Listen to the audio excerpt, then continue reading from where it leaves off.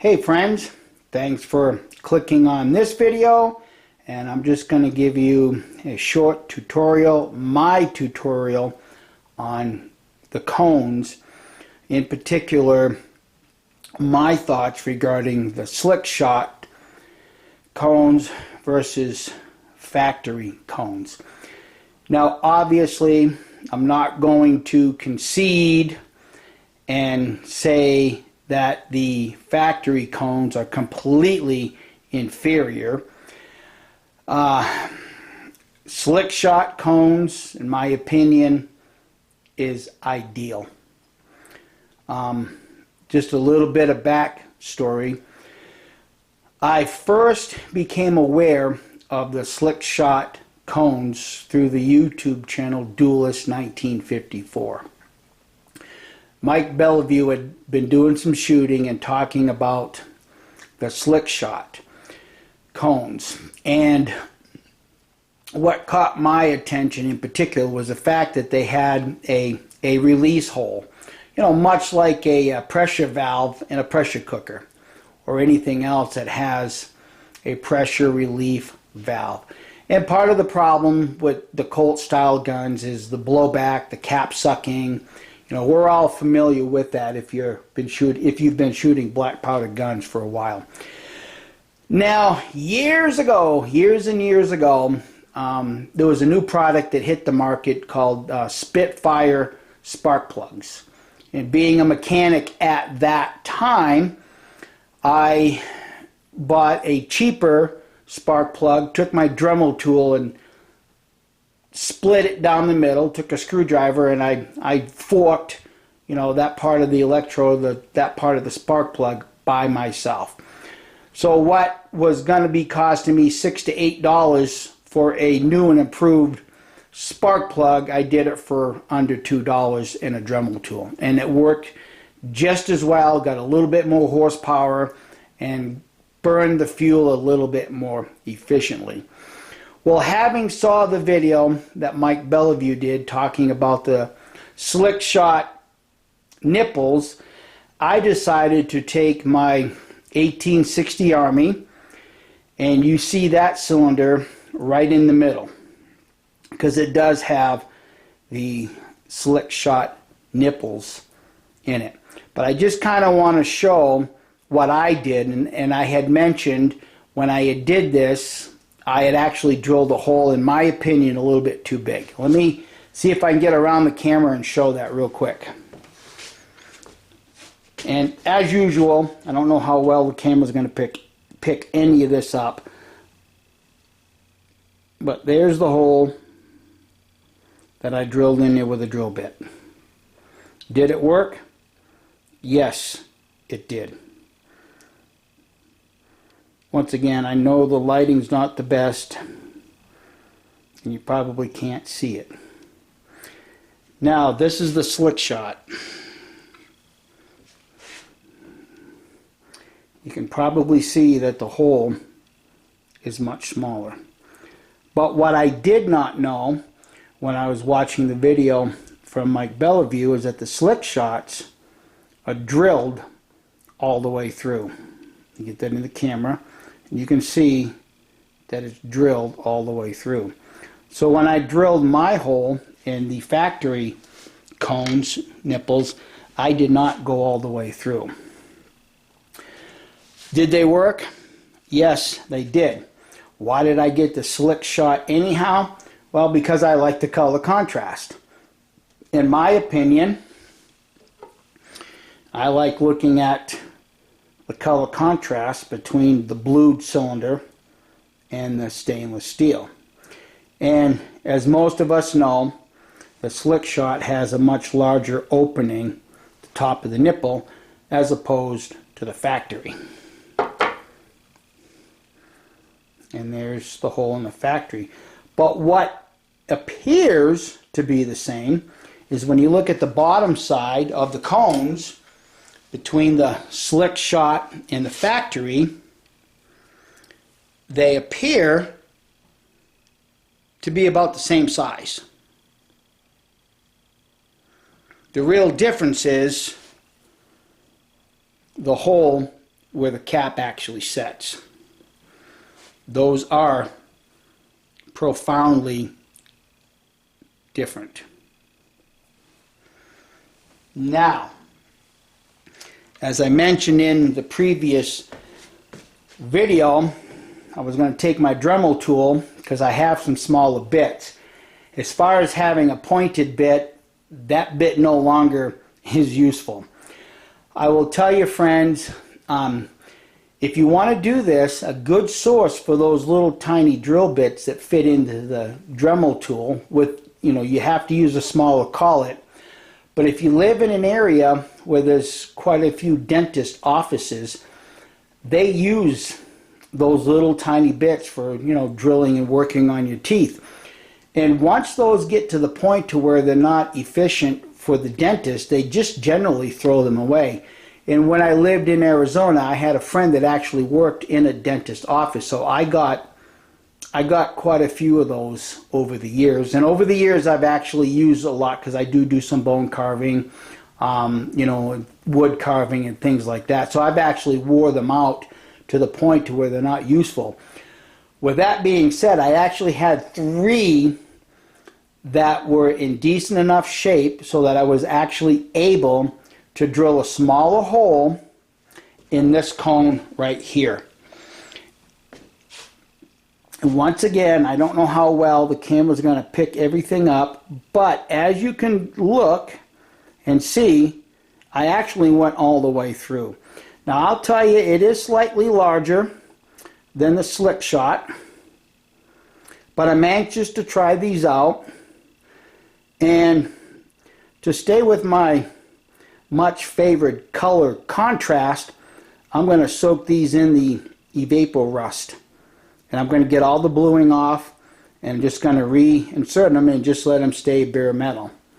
And if I have to, I'm going to look at the holes, the top of the cone, and if I have to, I'll just, enlarge them, because these are not stainless steel, obviously.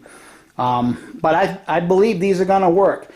So what I'm going to do is I want to drill the holes in the cone that is in the 62 navy. So I'm going to go outside and I'm going to get set up, and I'm going to show you the how small of the bit that I'm actually going to use. Now at this point, you need to understand and be aware, it's windy outside. We all know those Dremel tools make quite a bit of noise, so when I get this into the editing program, I will be disconnecting the audio. So when there's no audio, you'll understand that it's not in the video, it's not your program, it's that I have disconnected the audio from the video. So stay tuned. Alright friends, this is actually my last one. Kind of give you an idea of what I've been doing. If you look at the factory cones straight on, you'll see that the holes are not drilled perfectly round, or they're off-centered, something to that effect. So I have a small bit, and I've actually just gone real slow and made the hole a little bit larger and just took off where it was uneven. My next step is I'm taking one of those dental tool bits, and I have to admit I've already broken a couple, so now I'm down to my last few, and they're pretty dull at this point. But where you want to put the holes, at least if you have the SlixShots, this is where they put their holes. Not on the shoulder where your tool that you're going to use to remove those, but on the round part. And I have those positioned in my vice grips. Like I said, since I've broken a couple of the bits already, with this bit I'm actually starting sideways because it's a flat bottom bit, and then I just take it and work it straight. And then I get it in far enough until I can see it wobbling, because it will wobble. At that point, I change out bits, and then I just have to go slower at that point. So, let me show you how this is all being done. Yes, I have glasses.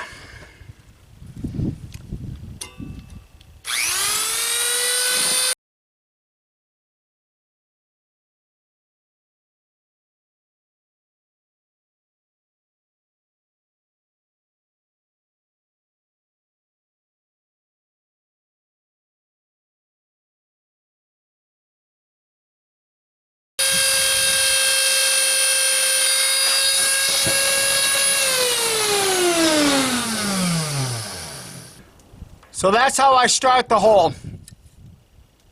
Let me swap out bits and I'll show you some more.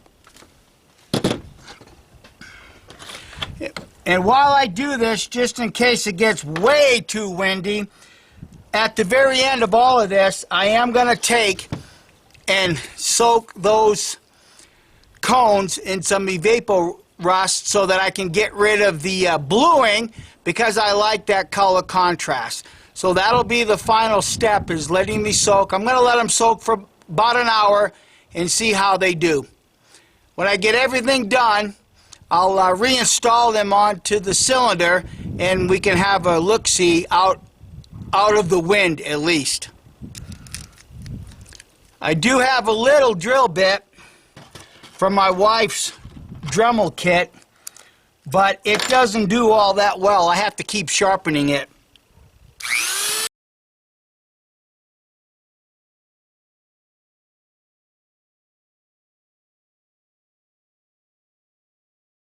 Well, as quick as that went dull, that would lead me to think that these cones are actually case hardened, or they're hardened a little bit. So let me just keep at it, and we'll see where we go from here. Now, just a quick note, I am trying to keep the holes above the halfway point.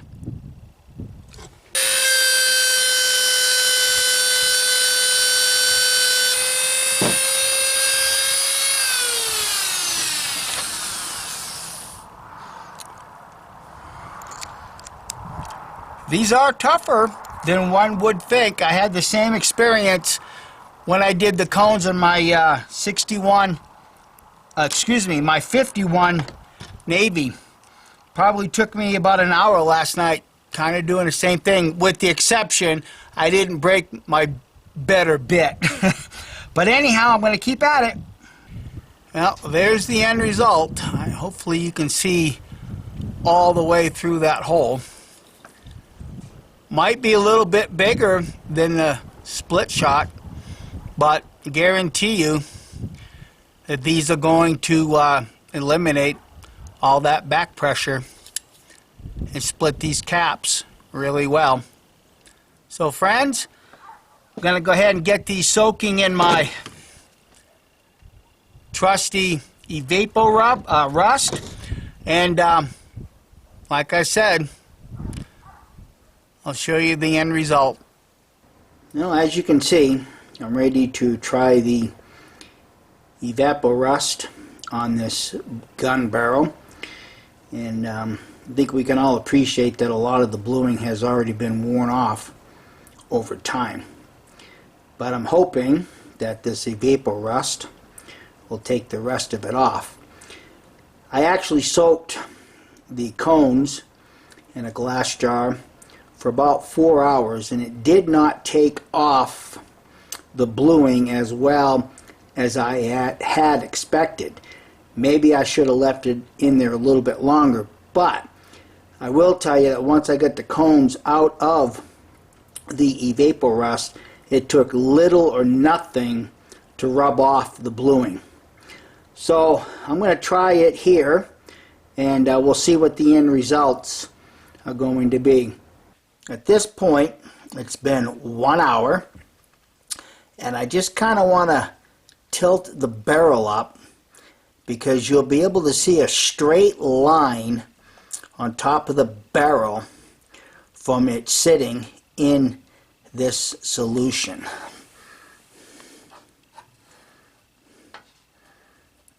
Hopefully you can see it, but there is a straight line where it's been sitting in the solution, and it's looking more gray than it is whatever bluing was left.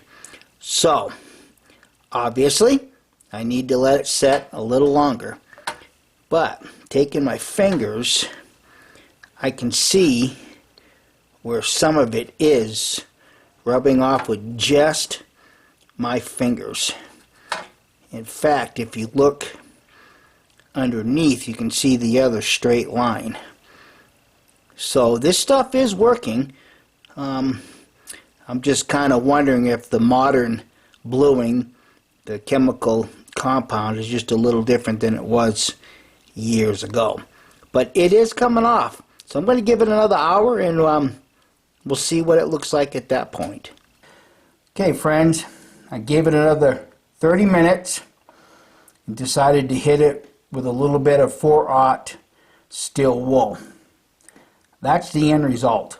All of the bluing is off that barrel. Really cleaned up nice.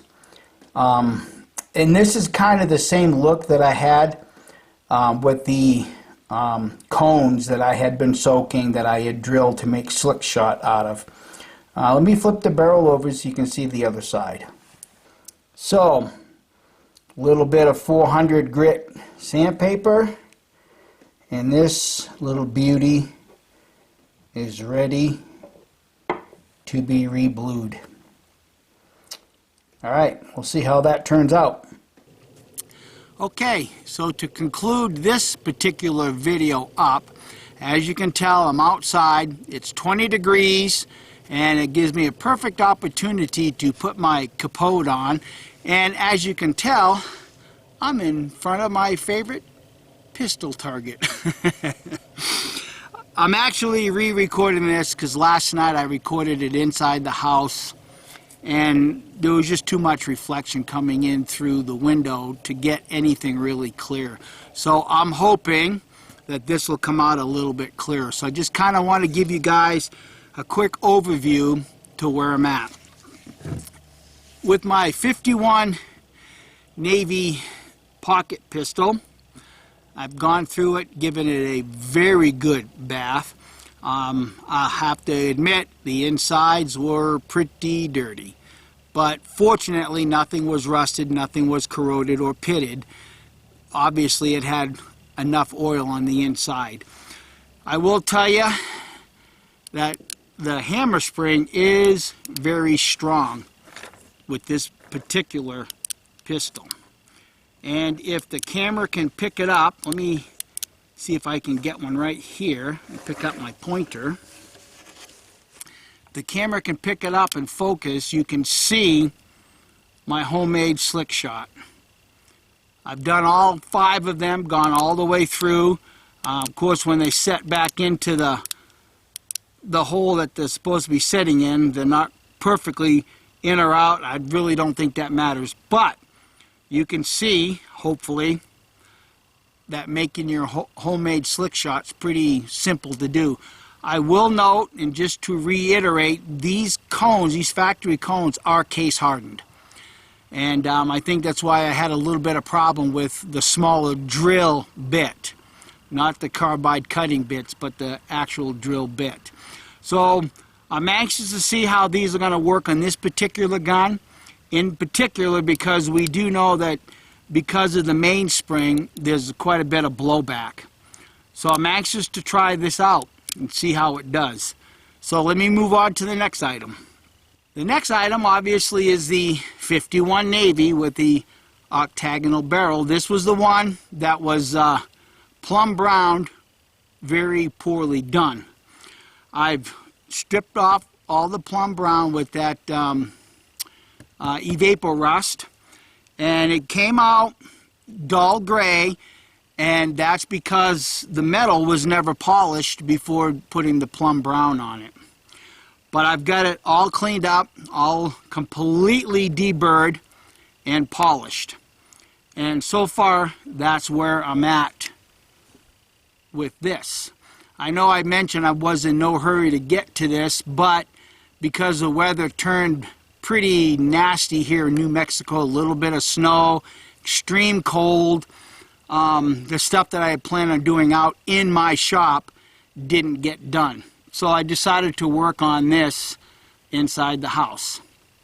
Now, the next thing that I did, I'm going to pull this apart because I have something else I want to show regarding this cylinder. But in the meantime, amongst all of that, I did get the barrel blued for that 61 Navy. Stripped, polished, and blued. And hopefully you friends can see that it turned out really well. So I'm anxious to get, I've got another part coming for that 61 Navy, And hopefully it'll be here soon. I can get this gun put together and get the grips stripped down and redo the grips. But that's that. I still have the cylinder for that 61 Navy polished and looking like it is right now. And I remember, if I remember correctly, in a previous video, I thought that 3 of these nipples, these safety notches or the safety pins, was broken. There's actually one that's broken, and it is flush. Some of them are kind of angled. They're not perfectly straight. This one here is very, very low. I don't think I'm going to go ahead and replace these for one simple reason. Where I live here in New Mexico, I'm only an hour away from Founders Ranch, which is supposed to be the world headquarters for the SAS, the Single Action Shooting Society. And with that being stated, I'm convinced, could be wrong, but I'm convinced that that 61 Navy was used by a SAS shooter. And the reason I say that is simply because of this. When I look inside the cylinder, I know the camera's definitely not going to pick it up, but I can see what appears to be a ridge, like somebody took a 3/8 reamer and reamed maybe 1/8 of an inch of the throat to the cylinder. And I'm going to show you here, because I'm going to take the cylinder off of the 51 Navy, and I'm going to place a 3/80 round ball on top. Okay, that's where the round ball sets. I'm going to drop the same 380 round ball into this cylinder, and you can see that that round ball sets way deeper into the cylinder from the 61 Navy. So for sure and for certain, the openings were reamed to 3/8 of an inch, which would be, 0.380. That's what convinces me that this was a revolver from a SAS shooter, because typically most of us wouldn't do that. Now I know the channel Manny CA recommends doing this, and for what could be good reason. The ball would actually swage into the cylinder as opposed to cutting the ring and making the ball seat that way. So with that in mind, I'm going to go ahead and leave this and have to explain to somebody that purchased it what's actually going on with this particular revolver in this cylinder. And I'm going to strongly recommend either they put grease over the opening or use a felt wad in between the powder charge and the round ball. Now, with that being stated and out of the way, I want to talk a little bit more about what I plan on doing with this frame. I'm planning on case hardening it with a hardening compound such as caseinite or cherry red, something like that. I've done this before. It's not a big deal. You just have to have the right temperatures. I'm actually in the process of making a makeshift furnace. I could do this in my forge, but I'd rather use a clean source of heat as opposed to, forging coal to harden this. And I'll show you real quick what I'm actually after in doing this.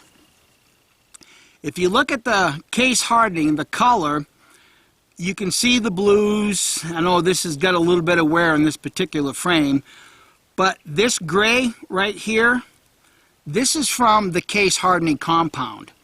Now, granted, these are soft steels or mild steel. They case harden them to make them resistant to scratching and dropping. You can take a file and the file will not gouge the metal. It'll actually just glide across the top. In my opinion, The reason you really would want these case hardened, although it's not 100% necessary, because the steel, even a mild steel by today's standard, is better than the steel they were using, you know, before Colt come up with the silver metal, I think it's called. But anyhow, the reason I want to case harden them is because when you look at the back of the cylinders, there's a ring inside your frame. That's that ring right here. The hand comes up through the ring, but ultimately what happens is this cylinder pushes up against that ring. And in time, if they're not properly hardened or case hardened, I'm theorizing because I haven't owned a gun long enough to witness this myself, but these cylinders do move minutely. Even when you go to load them and you run a ball in there, you're transferring all of that pressure to that ring. If it's not hardened, you could be wearing that ring, that stop out prematurely. And those that have had brass frames, you'll know what I'm talking about, because you can readily see it there. It just takes much longer to do it on a steel frame. And something else that you may or may not have noticed on this particular frame, if you go back to the original video regarding the 5 guns, you will notice that this 51 Navy did not have this little cutout for the caps. It was just a smooth cutout right in through here. So I took my file and I went ahead and I cut that little cap groove in there. Whether it's period correct or not, hey, it's my gun. I really don't care. I just like to look. In fact, you can see that on my 60 Army right here, and on my 51 Navy pocket pistol. So they did do it on some are not done like that. Some of them are. I've looked at some originals and some have it, some don't. I don't know the real reason for the inconsistency, but I like that look. So once I get the frame case hardened, then I'm gonna get the chemical bluing so that I can get the blue, what they would call case hardened coloring. So that's my plan.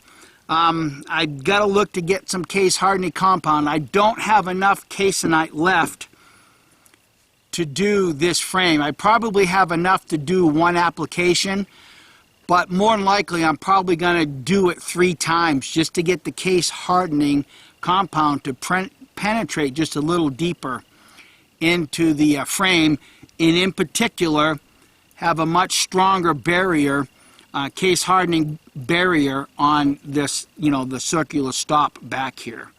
So anyhow, that's where I'm at. I've got the parts coming, or I should say the plum brown coming. I've got a few other little parts that I've had to order, like the nipple for the CVA Kentucky rifle.